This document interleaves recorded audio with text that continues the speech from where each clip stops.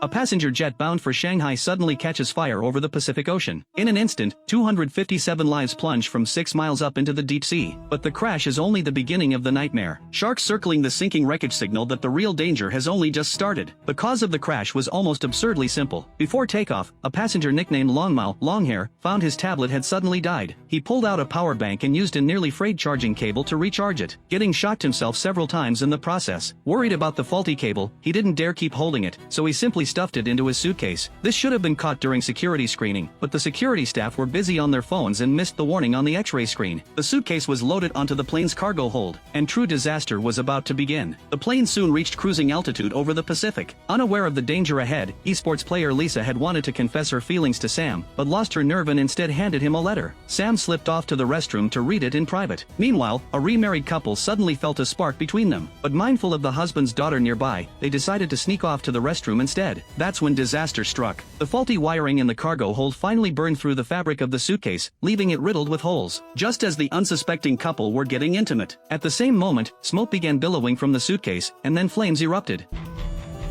In the cockpit, co-pilot Old Bai and the captain calmly activated the fire suppression system, only to find it had malfunctioned. Old Bai radioed air traffic control. With the plane on fire, they needed an emergency landing. Controllers directed them toward an island some 400 nautical miles away. Realizing the automatic fire suppression had failed, the two pilots decided to send crew members down to fight the fire by hand. But by then the flames were already raging, and the handheld extinguishers proved hopelessly inadequate. Right at that moment, the plane hit severe turbulence, and a full-blown disaster began to unfold. A breach in the fuselage's underside created a pressure differential that generated enormous suction, sending objects flying through the cabin and injuring countless passengers. Captain Richard immediately ordered a descent, but the crisis was far from over. Even though many passengers had already put on oxygen masks, the powerful suction tore open the overhead luggage bins, battering passengers yet again. Fortunately, the plane managed to descend to 10,000 feet, and Richard moved to calm the cabin. This is the captain speaking.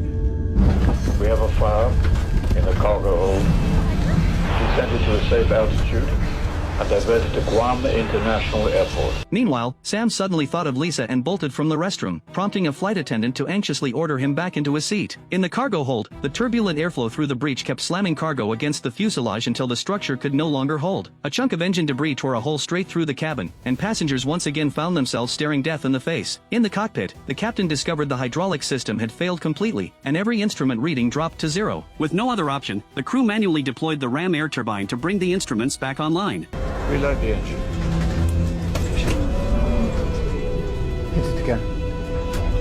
But the engines could no longer be restarted. By now they had dropped below 6,000 feet, with no room left to dive for extra airspeed. Richard was forced to make the heaviest decision of his career: dump the fuel immediately and attempt a water landing. The crew worked to align the plane parallel to the swells, raising the wings and lowering the tail. The aircraft finally struck the ocean surface at an airspeed of 170 knots. But to Richard's horror, this stretch of ocean concealed an underwater mountain ridge close to the surface, and the passengers were thrown into chaos all over again. When the survivors came to, they faced a scene straight out of a nightmare. The nose of the plane had completely separated from the rest of the fuselage. The nose and midsection were still floating on the water, while the tail section was nowhere to be seen. Surviving flight attendant Zoe, after comforting a young girl named Kara nearby, rushed to check on the cockpit, only to find Captain Richard's leg pinned hopelessly inside. Old Bai and Zoe grabbed a crash axe and tried desperately to free him, but couldn't budge anything. Worse still, most of the nose section, where the cockpit was located, was already submerged, and the windshield was about to give way. To keep seawater from flooding in and sinking the nose entirely, Richard ordered Old Bai to leave him behind.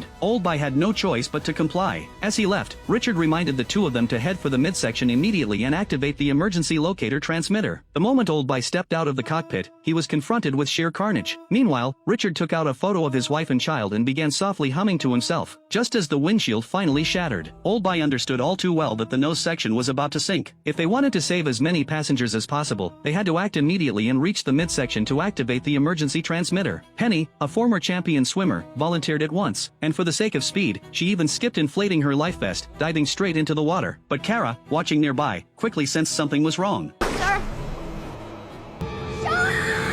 Sir! Penny, already halfway there, mistook the others' frantic gestures for encouragement. Left with no choice, Old Bai hurried to assemble a life vest, fitted Kara with a flotation ring, and the two of them rushed toward Penny. At the same moment, a shark was slowly closing in on her. A moment later, Penny realized the danger too, but it was already too late. By the time Old By and Kara reached her, the water around them had turned a deep red. Meanwhile, passengers in the midsection had regained consciousness and stared in horror at the carnage before them. Because so many of them had gathered near the fracture point, the weight caused the coral reef beneath them to suddenly shift and slide. Quick reflexes saved a woman who had slipped into the water. Sam urged everyone to step back to keep the structure balanced. Some tried to comply, but they hadn't yet noticed the shark in the water. It turned out to be Lisa, who had fallen in and was desperately swimming back. The next instant, a man was suddenly dragged under by a shark. Bystanders moved to help, but this stretch of water belonged to the sharks now, and both men were lost. The man's son, a boy nicknamed Shohei, turned on Sam in a fury. If it hadn't been for Sam's suggestion to step back, his father would still be alive. Chaos erupted, but Old By arrived just in time to defuse it. You wanna live? Do you?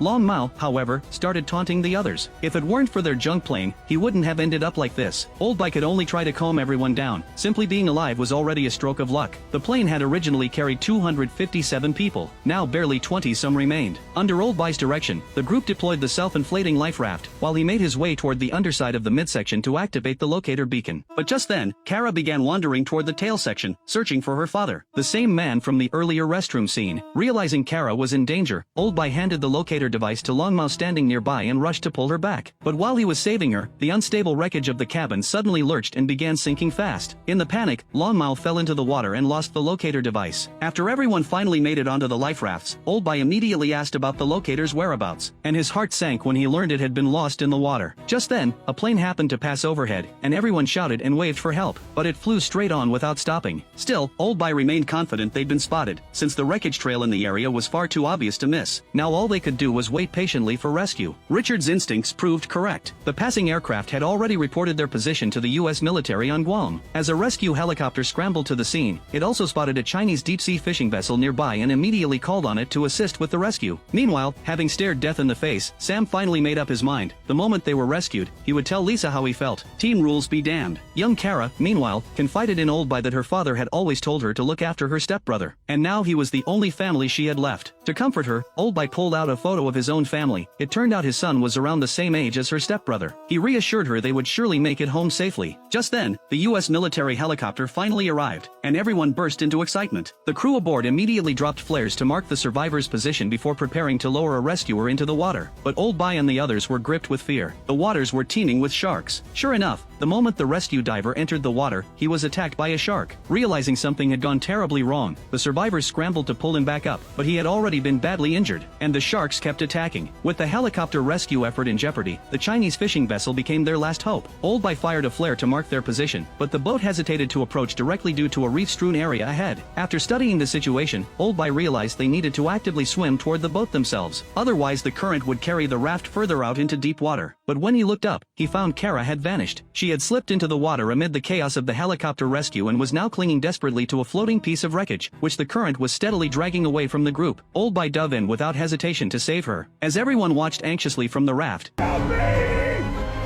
I am an American!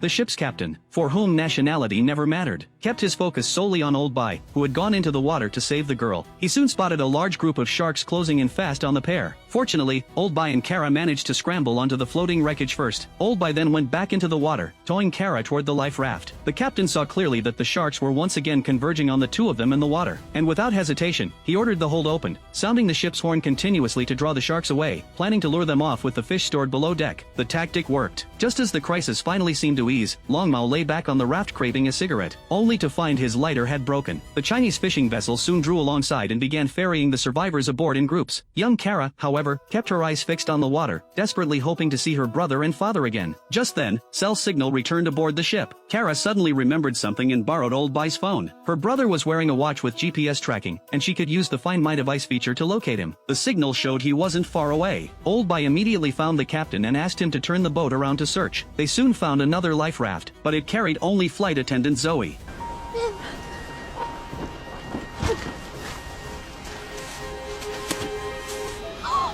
It turned out that Zoe had taken the boy and hidden in the broken-off tail section, where a sealed air pocket had formed, allowing the two of them to survive against the odds. Zoe had then fought her way through the wreckage and the bodies of the deceased to get the boy out safely, and the two of them made it through alive. As for Kara's parents, the restroom had also formed a sealed pocket of air at the time, but in a tragic twist, the two of them, fully conscious, made a fatal mistake of their own. In the film's final scene, Old Boy calls home and lets his family know he's safe.